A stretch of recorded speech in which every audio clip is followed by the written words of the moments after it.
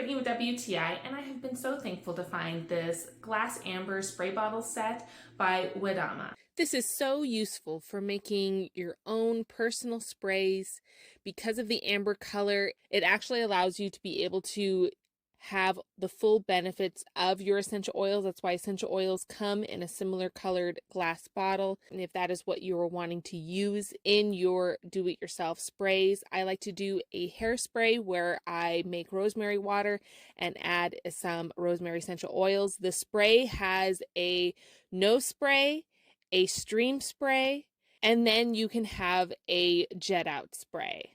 It is a 16-ounce bottle and it has great grip on the bottom for when you set it down. You can spray it in your hair before you head out for the day or before you go to bed.